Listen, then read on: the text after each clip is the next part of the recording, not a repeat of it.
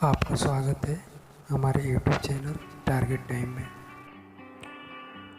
CET के बारे में हम बताएंगे, यानी कॉमन एलिजिबिलिटी टेस्ट, साझा पात्रता परीक्षा हिंदी में। भारत सरकार ने इसके माध्यम से यानी CET के माध्यम से SSC, RRB, IBPS का जो एग्ज़ाम होता था 10th, 12 और ग्रेजुएशन पर, उन सब का एग्ज़ाम प्री कराएगी CET के माध्यम से। ये कैबिनेट ने, भारत सरकार के कैबिनेट ने फैसला लिया है। पहले इसमें यानी इन तीनों में यानी SSC, RRB और IBPS जो एजेंसियाँ खुद अपना एग्ज़ाम कराती थी और अपना व्यवस्था भी करती थी। इन तीनों में ये दिक्कत आता था कि यदि कोई लड़का तीनों में फॉर्म फिलअप किया है और एग्ज़ाम के समय जब प्रवेश पत्र आता था तब मालूम होता था कि एक ही दिन दो एग्ज़ाम है, तो उसको ये छोड़ना पड़ता था। एक और दिक्कत आती थी कि एग्जाम में इसमें दूर दूर सेंटर बनाए जाते थे और जाना पड़ता था। तो इन सब दिक्कतों के चलते CET के माध्यम से अब एग्ज़ाम, प्री का एग्ज़ाम इन तीनों का होगा। यानी इसलिए सरकार ने इन तीनों का प्री का एग्ज़ाम CET के द्वारा कराने का फ़ैसला लिया है।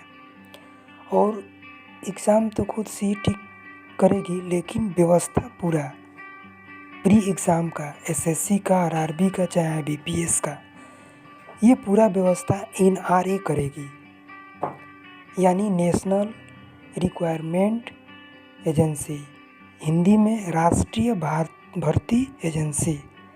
ये पूरी व्यवस्था CET की एग्ज़ाम के समय करेगी। पहले कोई कहता था कि कहाँ जा रहे हो पेपर देने, तो लोग कहते थे SSC का, LDC का, RRB का, NTPC का, IBPS का, PO का। लेकिन अब ये वो पेपर प्री वाला ये CET एग्ज़ाम होगा। और कोई भी पूछेगा तो आप यही बताइएगा कि CET प्री का एग्ज़ाम हम देने जा रहे हैं। ये 2021 से लागू होगा। एक साल में 2 बार एग्ज़ाम का मौका मिलेगा और जो लड़का इस एग्ज़ाम को पास कर लेगा, यानी CET कॉमन एलिजिबिलिटी टेस्ट, यानी हिंदी में साझा पात्रता परीक्षा को, तो वो 3 साल के लिए वो वैलिड होगा रिजल्ट। साथ ही साथ ये 12 भाषाओं में एग्ज़ाम होगा, ऑब्जेक्टिव टाइप क्वेश्चन आएंगे, ऑनलाइन पेपर होगा। यदि कोई बच्चा इसमें मान लीजिए 100 नंबर का ये बनाया जाए CET यानी कॉमन एलिजिबिलिटी टेस्ट मार्क्स, और कोई बच्चा अगर 70 नंबर पाता है तो उसका कट ऑफ 70 नंबर रहेगा।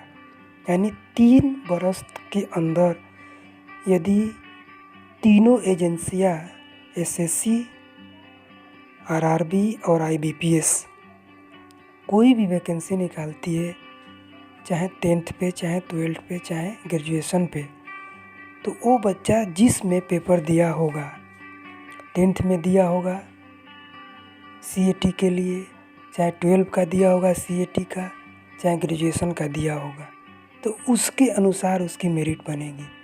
यदि मान लेते हैं कि SSC का 10th का एग्ज़ाम दिया है MTS के लिए, तो उसका 70 नंबर आया है 100 नंबर में से CET में, यानी साझा पात्रता परीक्षा में।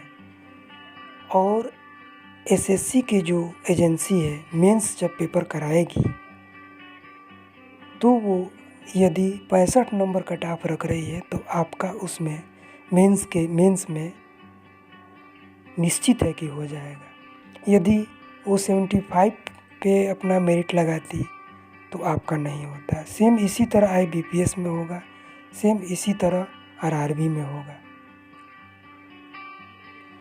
और ये जो सीईटी यानी कॉमन एलिजिबिलिटी टेस्ट, हिंदी में साझा पात्रता परीक्षा, ये एसएससी, आरआरबी और आईबीपीएस का एग्ज़ाम कराएगी। एसएससी में भी 3 तरह के सीईटी होगा, 10th का, 12 का और ग्रेजुएशन का। आरआरबी में भी उसी तरह होगा, 10th का, 12 का और ग्रेजुएशन का। आईबीपीएस का भी उसी वैसे ही होगा, 10th का, 12 का और ग्रेजुएशन का।